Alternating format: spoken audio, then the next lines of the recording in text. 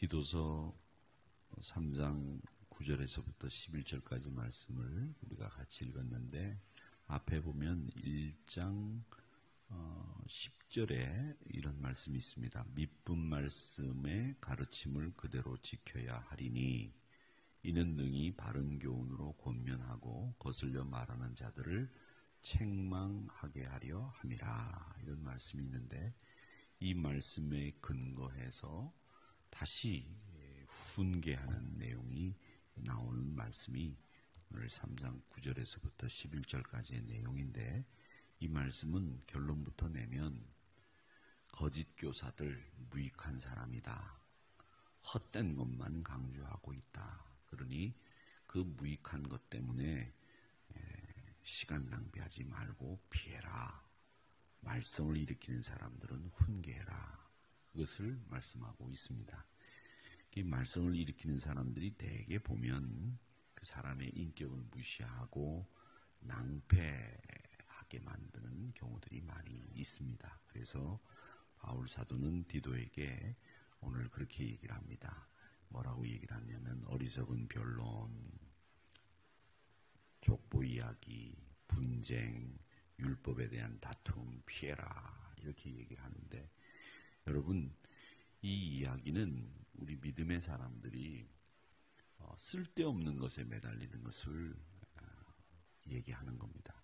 그러니까 우리 믿음의 사람들이 분파를 일으키고 쓸데없는 이야기를 가지고 믿음을 이야기하는 것보다도 쓸데없는 이야기를 가지고 거기에 시간을 낭비하는 경우들 얼마나 많이 있는지, 우리가 서로 이런 점을 유의해서 신앙생활하는 것이 필요하다는 것입니다.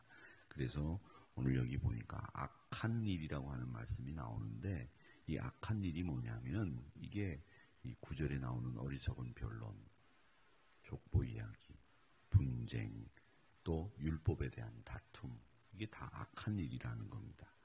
그래서 어리석은 논쟁, 이 이야기서부터 시작을 해서 족보 이야기까지 이런 이야기들은 뭘 얘기하느냐면, 어리석은 변론, 논쟁, 이 얘기는 그리스 사람들이 모이기만 하면 그 철학 이야기를 가지고 싸움하고 다툼 벌이는 걸 좋아했습니다. 근데 그게 유대인 사이에서도 이렇게 유행병처럼 번지기 시작을 했습니다. 그래서 무슨 일만 생기면 그냥 막 논쟁을 벌이고 이게 좋다 저게 좋다 막 얘기를 하는 그런 경우들이 있다는 겁니다. 그런데 이 그레데 성도들이 그런 영향을 그대로 받아서 이 히랍 문화와 사상이 지배하는 이 그레데 기독교인들도 헛된 논쟁으로 시간을 허비하는 걸 굉장히 좋아했다는 겁니다. 그래서 어리석은 변론하지 않도록 유의해라, 이렇게 이야기를 하고요. 그 다음에 이 두 번째 악한 일이 뭐냐면 족보 이야기인데, 이 족보 이야기는 구약 성경에 나오는 인물들의 족보 이야기입니다. 이게 뭐냐면, 구약 성경에 우리가 이렇게 누가 누구를 낳고 누가 누구를 낳고 쭉 얘기가 나옵니다. 그런데 그 구약 성경에 나오지 않는 인물들, 그 인물들의 족보까지도 이 유대인들이 재건을 하려고 했어요. 그러니까 우리 이런 사람들 있잖아요. 옛날에 왜 우리 집이 양반이 아니었는데 돈 좀 생기고 좀 집안이 살만하니까 그때 이제 족보를 만들려고 하지 않습니까? 근데 그 족보를 만들면서 벼슬한 어른들 아무도 없죠. 원래 상놈이니까 벼슬한 사람이 없어요. 그런데 벼슬한 것처럼 꾸며야 되잖아요. 그걸 재건하는 일을 해주는 사람들이 있었어요. 그래서 돈을 얼마를 주면 그 우리 조상들이 옛날에 벼슬 중에서 어떤 벼슬을 했겠다, 이런 것들을 자기가 그 역사책에 나오는 걸 가지고 족보를 다 재건하는 거죠. 근데 그 족보를 재건하는 일을 이 이스라엘 사람들 중에서 하는 사람이 있었다는 겁니다. 그래서 유대 랍비들이 이 족보를 재건하는데, 그 족보를 어떻게 재건했겠어요? 다 자기 상상력에 의해서 족보를 재건했겠죠. 그래서 모세에게 형제들이 있다 그러면 그 형제들이 다 어떤 사람들이냐, 자기 상상에 맡겨가지고 그 족보를 만들어냈다는 겁니다. 그리고 거기에 의해서 신앙적인 교훈을 끌어내는 겁니다. 한마디로 말하자면 자기네들이 지어낸 이야기를 가지고 은혜를 받으려고 했던 것. 그게 오늘 여기 나오는 족보 이야기의 본질이에요. 이 족보 이야기는 사람이 만들어낸 상상의 이야기를 가지고 그 이야기로 은혜를 받으려고 하는 것. 즉 사람이 꾸며낸 이야기를 갖고 은혜를 받는 것. 그걸 얘기합니다. 근데 우리가 그런 경우 많잖아요. 목사도 설교를 하면서 그 본문의 내용이 정확하게 교인들에게 전달되게 하기 위해서 그 얘기를 더 각색하기도 하고 또 그 얘기에 유머를 보태기도 하고 그 이야기에 자기의 경험을 보태기도 하는데 이게 사실은 성경에 있는 말씀을 증거하기 위해서 도움을 주는 말로 사용이 되는 건데 나중에 끝나고 나서 이제 교인들의 반응을 들어보면 이 성경에서 전하는 메시지는 어디로 갔는지 흔적이 없고 목사가 그 성경 본문을 증거하려고 도움이 되기 위해서 썼던 유머나 또 혹은 자기의 경험담 같은 이야기가 더 교인들의 머릿속에 오랫동안 남아있는 거죠. 그래서 목사님 뭐 그러셨다면서요. 저는 그런 걸 몰랐네. 그러면서 그 얘기를 하면서 성경 이야기는 새카맣게 잊어버린 거예요. 그래서 수요일 날쯤 설교를 하면서 지난주 제가 설교한 게 뭡니까? 이렇게 물어보면 목사님 지난주에 뭐 설교했지? 까마득하게 잃어버리는 거죠. 이게 족보 이야기입니다. 우리 파평윤가의 무슨 파의 멧돼손 얘기하는 게 족보 얘기가 아니고 그 족보 이야기의 본질은 인간이 만들어낸 이야기로 은혜 받으려고 하는 사람들의 양태, 모습, 이걸 족보 이야기라 이렇게 말씀하고 있다라고 하는 것을 여러분 기억하시기를 바랍니다. 그 다음에 이제 분쟁이 나오는데 이것도 악한 일이라고 얘기를 합니다. 이 분쟁은 뭐냐면 말싸움입니다. 이견이 다르면 말싸움하는 거죠. 그걸 분쟁이라고 했고 그 다음엔 율법에 대한 다툼이라고 돼 있는데 이 율법에 대한 다툼은 이제 기독교인들이 이제 초대교회에 생겨나지 않습니까? 근데 그 기독교인들 가운데서 유대교를 믿던 기독교인들이 있습니다. 그 유대교를 믿던 기독교인들이 유독 이렇게 율법에 대한 다툼을 벌였다고 합니다. 즉 가령 뭐냐 하면 안식일에는 우리가 기독교인이지만 뭘 하고 뭘 하지 말아야 되느냐 이걸 가지고 다투는 거예요. 이걸 가지고. 그래서 제가 목회를 하러 다니면서 보면 교회마다 그 율법적인 얘기를 하시는 분들이 있어요. 주일날은 돈을 쓰지 말아야 됩니다. 이렇게 얘기를 하죠. 이게 이제 그 고려 신학 측 아주 정통 근본주의자들의 이야기죠. 주일날은 돈 쓰지 말아야 됩니다. 그래서 주일날은 교회에서도 이 밥값 받지 말아야 됩니다. 제가 처음에 목회를 하러 이제 담임 목사가 돼서 갔더니 그 교회는 밥값을 내더라고요. 점심 밥값을 교인들이. 우리는 지금 우리 교인들은 점심 밥값도 저희도 점심 밥값 받으려고 그래요. 이제 국수 한 그릇에 2,000원씩 그리고 두 그릇 먹으면 4,000원씩 세 그릇 먹으면 6,000원씩 저는 6,000원씩 내야 될 형편인데 밥값을 받는 교회가 있었어요. 근데 그 밥값이 주일날 돈을 쓰게 하는 거기 때문에 그건 율법에 어긋나는 거다. 그러니까 밥값 내지 말아야 된다. 이제 이런 얘기들을 하면서 막 싸우는 거예요.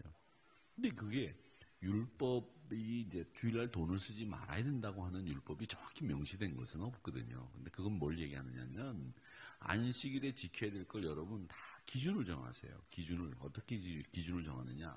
주님의 날은 교회와 하나님, 예수님을 위해서 사는 날 이렇게 정해놓으면 그 기준에 맞춰서 살면 되는 거예요.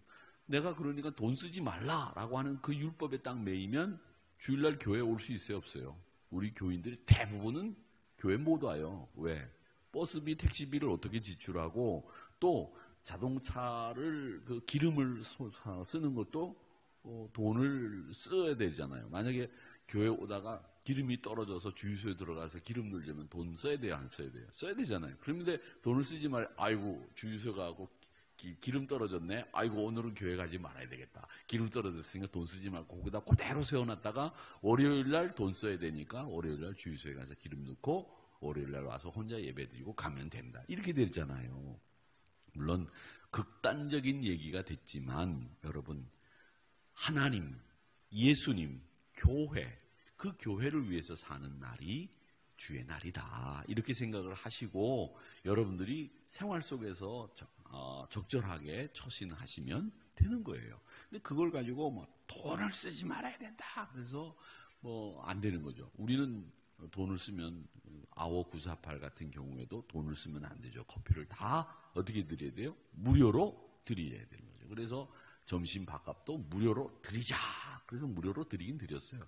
주일날 교회에서 봉사하시는 분들이 주로 밥 먹는데, 그리고 또 입맛이 없는 분들이 교회 오면 입맛이 돌잖아요. 그래서 입맛 없는 분들 교회 오셔서 입맛 찾으라고 우리가 식사 제공해드리는 건데 그 돈 받으면 되겠느냐. 그래서 이제 이렇게 돌려가지고 돈을 안 받게 됐는데, 저도 앞으로 뭐 목회하면서 뭐 주일날 점심 식사 제공하고 돈 받을 생각 없어요. 왜?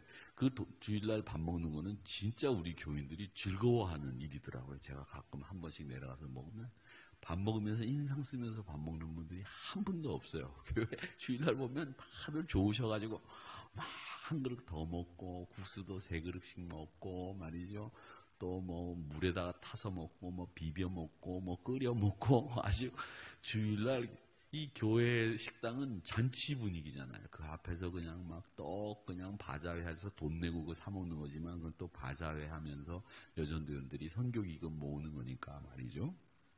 여러분, 쓸데없는 것 때문에 다투지 말자는 거예요. 하나님을 위해서, 교회를 위해서, 그리고 우리가 이 복음 증거하는 일을 위해서 부름받은 사람들이라고 하는 확고한 자기인식이 있으면 거기에 맞게 우리가 처신하면 되는 거예요.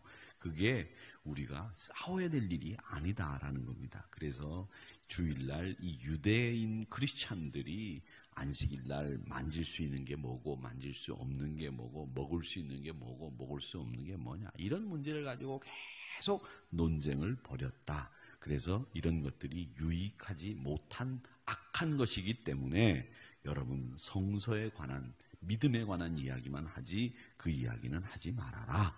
이렇게 얘기를 하면서 이렇게 얘기를 합니다. 사실은 그 앞에 있는 8절 말씀이 더 우리에게 주시는 권면이라고 생각을 하면 됩니다. 그래서 너는 이 여러 것에 대하여 굳세게 말하라. 어떻게 굳세게 말하느냐? 강하게 말하는 게 아니라 하나님의 말씀에 근거해서 하나님의 뜻을 헤아리며 굳세게 말해라. 그 다음에 하나님을 믿는 자들로 하여금 조심하게 하고 선한 일을 힘쓰게 하고 이런 아름답고 유익한 일들을 하도록 해라. 그래서 8절 말씀은 앞에 있는 말씀이지만 이 말씀은 우리에게 하라고 권면하고 있는 말씀의 내용들이다라고 이렇게 생각을 하시면 되겠습니다. 그래서 이 바울 사도는 1장 10절에서 교훈했던 이야기를 마지막 디도서 결론을 내기 직전, 인사를 하기 직전에 다시 한번 거론하면서 구체적으로 이런 것들은 피하고 우리가 해야 될 일은 굳세게 말하는 것, 하나님을 믿는 자들로 하여금 조심하게 하고 선한 일을 힘쓰게 하는 일, 이런 일들이 아름답고 믿음의 사람들에게 유익한 일이다라고 8절에서 결론을 내리면서 인사를 하고 있는 겁니다.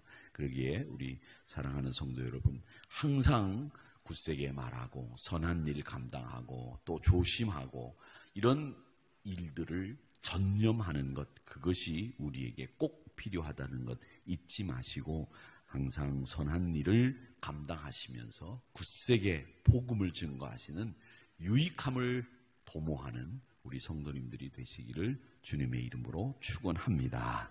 아버지 하나님,